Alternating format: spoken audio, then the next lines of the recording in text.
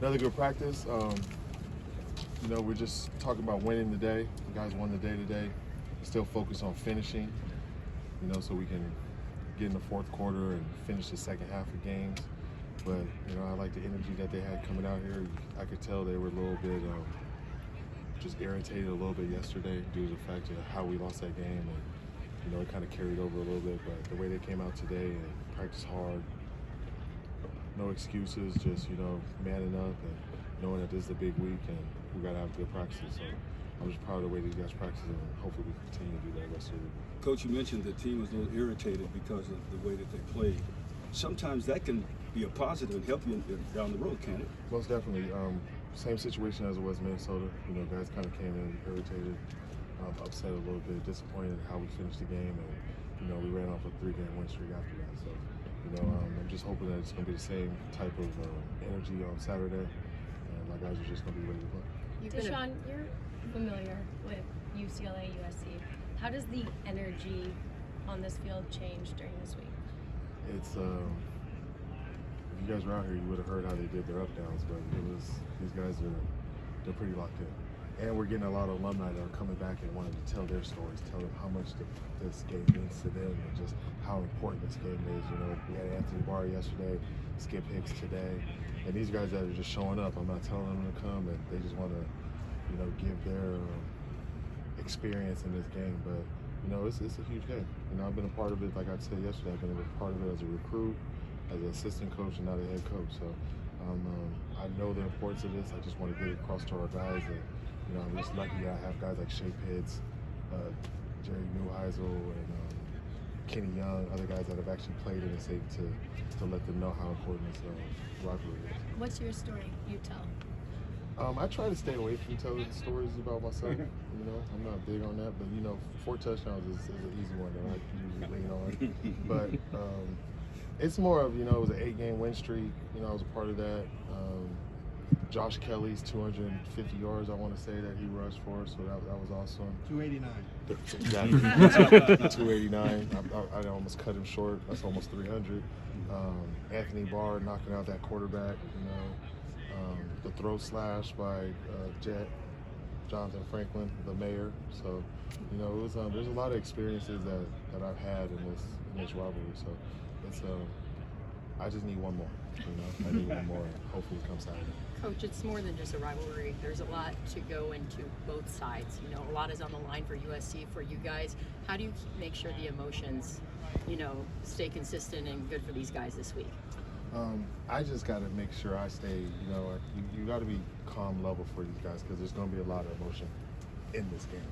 So you just got to make sure that I'm at just can control my emotions because it'll bleed off to the kids. They'll understand that too. You know, there's going to be a lot of emotion playing and guys are going to be fired up because there's nothing like playing against your friends or people you know. That's exactly what this rivalry is. So a lot of these guys either played high school together, they were on the same Pop Warner team or something like that, or even 7-on-7. You know, so there's so many avenues of playing ball now that these guys have crossed paths, and you know, you just want to be able to walk around LA with your chest up for at least a year. You think they have or will talk to each other during game week? I hope not. They probably will. I mean, I've talked to Kerry, so I didn't cut him off. So, yeah. I guess Devin Kirk, good question. Just sort of, obviously he's been here, he knows what this game means, but beyond that, what's he bring to this team? He seems like an enthusiastic young man. Devin's just a kid that's always, you hear him before you see him, you know, so it's he always has the same attitude. He's always energetic. He always embraces the enthusiasm, and he does a lot of off the field work with the community and stuff like that. So, you know, his mom did a good job with him, and I just commend him on the stuff that he did. I showed up to his camp this offseason, and that was huge just to see him going to the inner city and have a youth camp for kids. So, you know, it's just stuff that Devin does. What was that scene like? So, what was that scene like? Oh, it was awesome. You know, it was just cool to see how many people showed up and how many ex-players were there. And, you know, I didn't even tell him I was coming, so it was just cool to see that he was excited for showing up. Coach, knowing how you like to prepare, have you thought at all a little bit about your pregame speech just moments before taking the field? I mean, you have certain things that you want to touch on. You know, there's a few things I want to touch on, but I'm pretty sure my emotion will get the best of me at that time. You know, it's going to be something that is going to really be from the heart and genuine, just because just how much this game means to me. I just know that if I do come in there with a speech, that it's not going to exactly go how I want it to go. So I should be okay. When you want something so much, what are the pitfalls? What do you have to be careful of? When you prepare the way that these boys are prepared, there's not much, you know. So it's all in how the week goes and how we prepare this week.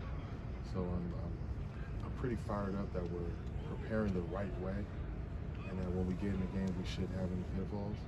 But emotions do get the best of you sometimes. So these guys are going to be flying high, and we just got to make sure that that they can still execute, still pay attention to details, and then get out there and finish the way that we want them to. Has Prangos progressed any better since Monday? Yeah, he has. He still might not be there, but he is progressing and going in the right direction. How confident are you guys in Mahe if he needs to end up starting that game?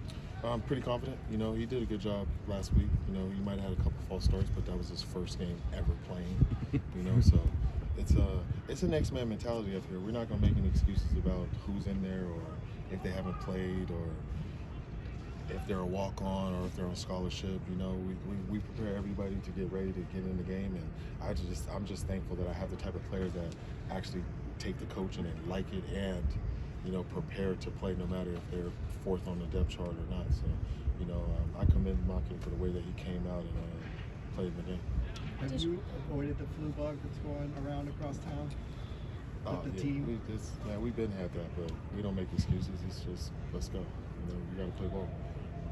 DeShaun, I only ask you because you are a Bruin, but with the hype that they had across town, and I know your focus is internal here, but being one game apart coming into this rivalry, is there something that adds to that chip? I mean, not really. That's just what it is over here. Some schools get the benefit of the doubt in certain situations, so they get to start in the top 10, and some other ones don't. But at the end of the day, we still got to line up on this field and play, so we're looking forward to it.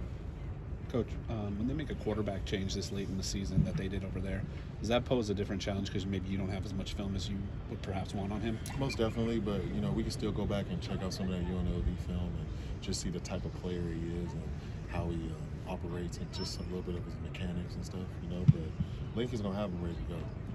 He does well with quarterbacks, and he's gonna have that guy ready to play. What's your eval of their running back room?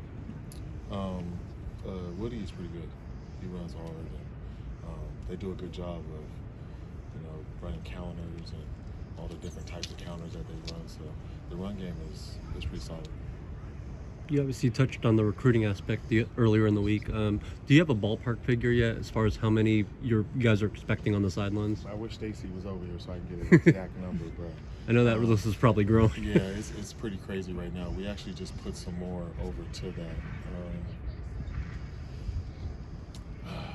I'll say at least 300 right now, and it's probably on the low end of what I'm guessing, but they were just talking about it in the office, but yeah, I didn't get the exact number.